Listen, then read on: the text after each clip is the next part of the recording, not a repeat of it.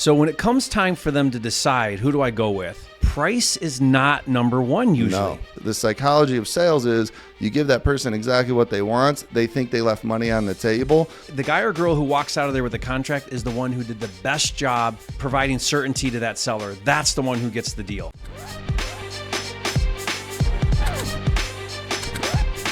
For a limited time, you can get a free copy of Jerry Norton's Agent Scripts with scripts and checklists for getting agents to write your offers and bring you deals. Download it now at agentofferscripts.com. Me and you have been wholesaling for a long time. We've done hundreds of deals. Like, we break it down because we understand wholesaling at that level, where most people just getting started don't. And there's easier ways to just get a deal and stop overthinking it. Like, you don't necessarily need all these exit strategies and all this. It's great and it's good for when you are wholesaling deals, but to get your first deal, it could be much easier. And we'd rather have newbies just get a deal, get the confidence, prove it to themselves, and then they can continue learning. You know what's great about this conversation, Tony, is like that masterclass series we did on my YouTube channel. I think we did 10 or 12 videos. And just a quick side note, ever since me and you started doing videos together, like now when I spoke at a event here last week, I would say 50% of people who know me relate me to you and our videos. Oh, cool. Now, which has That's been great. Which has been awesome. Guys, you got to watch that because you'll really get a better understanding of how to structure deals based on who you're taking the deal to. Really, really well done series that we did there. Yeah, I enjoyed Super it. educational. Whiteboarded it out, broke it all down. Like it the felt science. It was the science of it. The science of it. But honestly, throw that out the window for a minute. Like, let's still set that do a aside. deal. Yeah. Like, that's maybe like, okay, how do I get 10% better at something? Yeah, like, that's that. that's a good way to put it. It's great and definitely do that. But if you're hung up on that and you're like, okay, now help me understand that Burr method exit formula again. Like, you're probably overcomplicating things and really overthinking it. And if you think about it, Tony, I think about this a lot. If you really strip it down, all the way down, and you're like, okay, how do I get a deal? If you talk to somebody that wants to sell and there's some distress going on, it could be an agent that's listing a distressed property or direct to a seller. If you just make a low enough offer, throw the analysis out the window for a second, and it's low enough, and we say low enough to where they're going to say, no way, there's no way I could sell it for that price. We call that an anchor, right? Sure. You will uncover motivation instantly, very quickly, because they're going to say, get the hell out of here and I hate you, right? Or they're going to say, well, no, that's too low, but I could, and then they're going to drop the price. I really needed this for it, Yeah. So what I like to do is I like to solicit a no with a low anchor. Yep. And then when they say there's no way I could sell it that low, you come back and you say, yeah, that's my offer in a perfect world, but how close to that could you get? And then you'll see them go from 240 to 150 or whatever. I don't know if that's a deal yet, but what I do know is they're highly motivated, and this is a conversation now I want to have. It'll be a quality conversation where you're not wasting your time on somebody that wants top dollar. In those videos, we constantly were talking about buyer avatars and who is your buyer for this. There's a seller avatar too. When somebody is willing to take a low offer, either the house is in distress or the seller's in distress or both. And when it's both, you can get that property locked up even lower. That's the thing that a lot of new wholesalers don't understand is we're looking for that 5 to 10% of sellers that are what we would call a motivated seller, and they're in a classification that's different than the other 90 to 95%. The 90 to 95% want the highest price the market will pay. We're looking for someone who price isn't really their objective. They want the problem that this property is causing them, they want it out of their life, and they want it gone now. That's who we're looking for. Right, exactly. So we have to identify that person. And as soon as we identify that it's not that person, then great. We don't really need to know about how old's the roof or any of those other things. What we need to know is, are you motivated? If you are, great. Let's have a quality conversation now and see if I can solve your problem. Yeah, that's a big misunderstanding. A misunderstanding because is the right word. They want certainty more than they want price. Right. When a new wholesaler is getting into the business and they first start getting leads or they first start doing outbound calling to agents or for sale by owner, whatever it is, a lot of the complaint is, hey, I just started 3 days ago. Every single seller wants retail for their house. And I'm like, Well, yeah, not every call is going to be a deal. I mean, we'd all be billionaires if that was the case. But it is going to take a lot of work to find that 5% or 10% of sellers that have some portion of distress and motivation. Not every seller is going to want to sell their house at a discount. We got to find that niche. And that's why, as a wholesaler, your first objective is not to analyze the deal. Your first objective is to uncover motivation. Yes. Because if you can't qualify them that they're a motivated seller, as we define it, meaning that they'll sell at a discount to solve the problem, that's a motivated seller. If we haven't uncovered that or discovered that or identified that, then the analysis doesn't matter, because you'll run all the numbers and they're going to say no because they didn't fit the avatar. Right. So like, guys, focus on uncovering the avatar before you got to worry about the formula. Exactly. Yeah. Because you're going to be wasting a lot of time doing that. A lot of time. Right? And that's the biggest, you asked me earlier, like, what's one of the biggest mistakes newbies make? And I think it's overanalyzing, overanalysis. Yeah. Because most people think, when I make my offer, it has to be accurate. And in order to be accurate, I better know values, I better know repairs, I better know all the things, because my offer needs to be accurate. No, it doesn't. It doesn't need to be accurate. Your buy needs to be accurate, sure, not your offer. That's a great point. You should get a no on your first offer. It should be a no. It should be a no. If you don't get a no, you didn't offer low enough. Exactly. Like in our office, when a seller would say yes to our first offer, you're like, oh, everybody shit, I was like, damn. I didn't offer low enough. And more times than not, when you're on a phone with somebody and they say, I want $100,000, and you get through the call and offer them $100,000, then the seller's psychology is, well, shoot, I should have told them I wanted 110, 120, because they're going to think they shortchanged themselves and they're not going to sign anyway. Like, people are always like, well, the seller wants this and we can make a deal out of it. I'm just going to give them what they want. Not necessarily, because the psychology of sales is you give that person exactly what they want. They think they left money on the table. So still come in lower. Yeah. Come in at 80 grand, work your way up. And if you do land at 100, they feel like they won. That's the number they wanted, and they got top dollar for it. Yeah. I mean, honestly, your offer should be super low. It should solicit a no, and it should be a ballpark. Yes. So you should say something like, I need to be in the low 100s or around 100. Because what happens is this is a mistake I see a lot of people make in sales with wholesaling, is if you say, the most I can pay is 100, and then you end up coming up to 110, you just lost integrity. Yeah, you lost integrity because you're not truthful now, because you said the most I can pay is 100, and in reality you can pay more. Right. Even if it's subconscious, you've lost credibility with that seller. Yeah. But when you say, I need to be around 100, you just gave yourself a little leeway. You're anchoring now a number. You're setting the bar, knowing that you'll work up from there. So that's why I think if wholesalers could just figure out, throw that analysis out the window initially, anchor low, that's going to weed out a lot of people. Now you've uncovered motivation. Now you can go into that analysis. Well, what's the best exit here? And let's talk now about condition. And yes. Yeah. Let's get our head around comps. You're giving yourself a little runway too when you're on the phone with somebody and you're throwing out, I need to be around this number.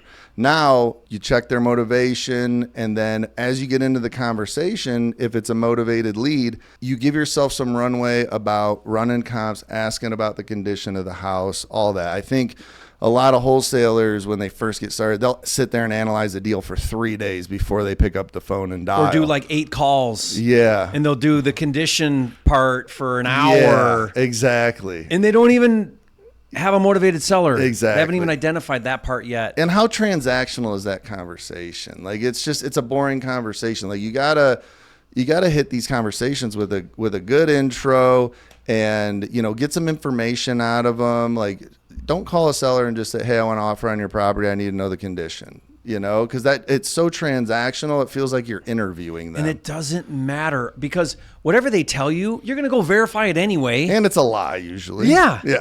It's so, yeah. You know why people do it? So I do a lot of, we call them call audits with my students, and I listen to their calls and I give them feedback. And I love doing it, and it's a tremendous value because I'll dissect what they're doing. And what I've noticed doing that is that a lot of non-closers, I would call it, they instantly go to condition because they don't know what to do. They don't know what to say, and they don't know where to go from here. And so as a default, they're like, well, tell me about the house. Yeah. but it's not productive. It's not at all. It's not like it's wrong. So don't misunderstand me. You do need to eventually understand condition. It's all timing. Like the timing's off. Yeah, the timing's You don't off. need to talk about it. And even then, I can't tell you, Tony, until you tell me. I've done so many deals where I didn't once ask about condition. Yeah, 100%. I just assumed it needed work. What's a 1989 ranch on a slab? I know the condition. It needs 40 grand. Yeah. During due diligence, we'll uncover it if it needed 60 grand, and we'll adjust if we need to. We'll adjust it. So who cares? Who cares? Yeah. And it's funny because when I first started, I come from, in-person sales in the bike business. I never talked about the bikes unless they, asked me specific questions about it. But it was always like, what are you going to be using this for? Is it for you? Is it for your family? Is it for commuting? Like, you're just having a conversation. Oh, where'd you move here from? And once you gain that trust, then you talk about the details of the bike and then you negotiate. Yeah. And it was the same when I got on the phones in the wholesaling business where I love sitting in a rapport building conversation over the phone and you're getting a seller laughing you're building that trust and that, sales is a relationship really. And it could be a 40-minute relationship. It could be a lifelong relationship if you find a good buyer you're selling deals to. But look at sales as a relationship and how can I be remembered by this seller where they're going to want to do business with me? Because all the details, like you said, we pretty much know all the numbers on them, right? Well, think about it, Tony. There's a high likelihood that you're not the only one they're talking to. Of course. So when it comes time for them to decide, who do I go with? Price is not number one usually. No. Because again, they're not retail. They're not looking for price. They're looking for a solution to their problem. So then what they're really looking for is certainty. And so then it comes down to that relationship. The guy or girl who walks out of there with a contract is the one who did the best job building a relationship of trust. We call it BRT, build a relationship of trust, and providing certainty to that seller. That's the one who gets the deal. Whoever does that the best gets the deal. I would and feel the sometimes same way. Way under everybody else. Sure. And that's happened 100 times in our office where they say they've gotten another offer. They've shown us offers and we still offer them lower than that. And they take it because they trust that we are going to get this deal done. Mm-hmm. They don't trust the other person. And that number's fake until it gets to the closing table anyway. Right? It's not like you're handing them cash. So that offer that they got that was higher than yours and they accept your lower offer is because they don't think that's a real offer and it's really going to get to the closing table. That's why you have to understand the psychology of the sale. The emotional transfer happens not at closing when they get the check. You would think that's when it happens. Mm-hmm. It doesn't happen then. It happens at the contract. Mm-hmm. Because at the contract, when they sign with Tony, that's when in their mind they've said, okay, he's solving my problem. Now I'm having the emotional transfer here. It's then. It's not at closing. They've already, at closing's just confirming what they already experienced. What they already knew. What they already agreed to. Yeah. So that's why that relationship is absolutely critical. I see people that are really, really good at sales, that are really good closers, and they could know nothing about real estate. You guys are an example, you and Eric. Yeah, when we first started. You walked started into the industry and did $2.7 million in your first year not knowing anything about real estate. But what you did know was you knew how to talk to people, build rapport, build a relationship, and then that led to transacting because they liked you and trusted you. Yeah. And that's a lot of people who ask, how did you guys scale so fast? How did you guys do so many deals your first year? We didn't know anything about real estate, but we had the confidence on the conversations and knew how to communicate in a sales setting. So, advice out there to people just getting started, you might have to fake it till you make it, but you're the expert. And this seller is wanting you to be an expert. So when you're communicating with them, even if you've never done a deal, you have to speak to that seller like this is just routine for you. You do this every day. This is going to get to the closing table. You're 100% confident. Even if you don't truly feel that, you have to communicate that or the seller's never going to trust you. Yeah, it's not just what you say, but it's what you mean. And that's where that tonality comes in. I really follow like the Jeremy Miner mindset where it's asking the right questions at the right time and with the right tonality. And that's how you can make that connection, even over the phone. So this is where if people could just move away from real estate and analysis and comping and repairs and values and all of that, that's way lower down in the priority level Yes. of how to be good at this. We had a bunch of our elite members for our mentorship in our office last Friday, and there was guys locking up deals on the phone with our help of running comps and stuff, but they were just sticking to a script, didn't know. I mean, by the time one of our guys was offering on a property, he didn't even know what the property looked like, nothing. He didn't know anything about the house and was offering on it just because he was having a conversation with the guy. I threw him a couple numbers. He hadn't seen a picture of the house. He wouldn't remember what market it was in, but he made an offer on that house and the guy signed. And it was a one-call close, and he never even looked at the house or asked many questions about it. Yeah. It's amazing. But that is wholesaling. You got to gain that trust. So we like to follow, if we want to give some tactical advice here, we built this calculator. It's looking at the as-is value, right? So what we'll do is we'll take the average of Zillow, Redfin, and Realtor.com. They've gotten really good at their algorithms on value. And then we'll take a combination of that, and then we'll say, okay, well, that's the as is value. Now let's back out to an exit number of where a buyer might want to be. So we'll take a percentage off of that, and then we'll say, okay, now we back out our wholesale fee, and there's where I want to land. Let me anchor a little lower than that. And literally getting to that number takes zero brain cells. Right. Zero brain cells. You don't have to think about anything. Just plug in the Zillow, Realtor, Redfin. I mean, if you wanted to make it even simpler, just use Zillow. They're pretty good. Take a percentage off of that. Go 60% of that if it's a $200,000 house. That's where your buyer's going to probably want to be. Right. Back out $25,000 off of that. That's where you want to end. yeah. Go $10,000 or $20,000 under that for your anchor, so you can And work your land way there. up. And 9 times out of 10, that number is going to be a deal. Yeah. Now, And you might be off somewhere where it's gutted and it needs $100,000 more in repairs or whatever. But those are the exceptions. The rule though is if you just get down low enough and get a good deal by offering low and lock it up, you've probably got a deal. It's a deal. It's right? a deal. Someone's going to want it. Yeah. And it would happen in our office where somebody's like, one of our closers is like, hey, I see this estimate's 350. This guy wants 150 grand. I'm like, I don't even have to look at it. Just do it. Just Right. offer him 120. You land go. at 150 if you have to, because the numbers we're getting it so discounted. Somebody's going to want this. Someone's going to want that. This is where people get all worried. In the rare event that you're off on something, during your due diligence, you'll uncover that. And then if you have to, you can go renegotiate. So stop worrying about what if you're wrong, what if you're wrong, what if you're wrong. 9 times out of 10, if you're just discounted low enough, it's a deal. Stop worrying so much about that. If you do get a contract and you have to renegotiate, like there's nothing wrong with that. That's What's shady, typical. what's unethical is if you intentionally overcontract, string the seller along at the last minute, try to hit them up while the U-Haul's packed in the driveway. Right. And there are wholesalers that play that. That's unethical. But Sure. guys, if you go in with a low number and you have to renegotiate and it's the exception, not the rule, that's normal. It just needs to be the exception, not the rule. I think you brought up a good point. It's like I'm not getting reductions on properties where I get it at a certain price. I think I'm going to dispo at a certain price. I think I'm going to make 20 grand on a deal. I make 20 grand on it. And then I'm like, I could probably squeeze more out of it. Like I don't go back to the seller Right. and renegotiate those. Yeah.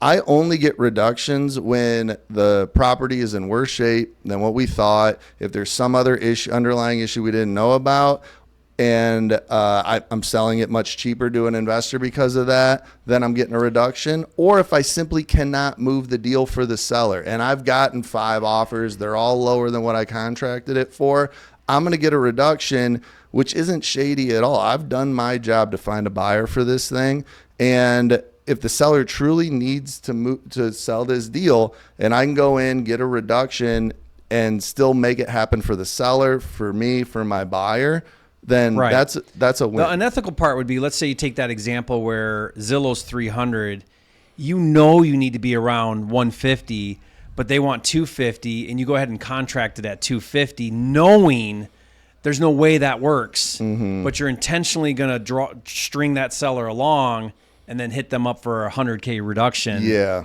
That's where it gets shady. Yeah. Yeah. You go in with your best number. You think it's a good number. If you gather new information that you didn't have previously that causes you to renegotiate, that's a different story. Yeah. And that's why we have due diligence. Exactly. To get to the bottom of things. Yeah. And every real estate transaction, whether it's retail or not, has due diligence for that very reason. You have the responsibility also of making tough phone calls and saying, hey, this just isn't a deal. I'm going to have to send you a cancellation, or it's not a deal at this price. I got to renegotiate. That's why we like having an inspection period where it gives a solid date, where we're giving our sellers a couple weeks, 2-3 weeks before closing, where we say, hey, like, we have 2-3 weeks to work this deal.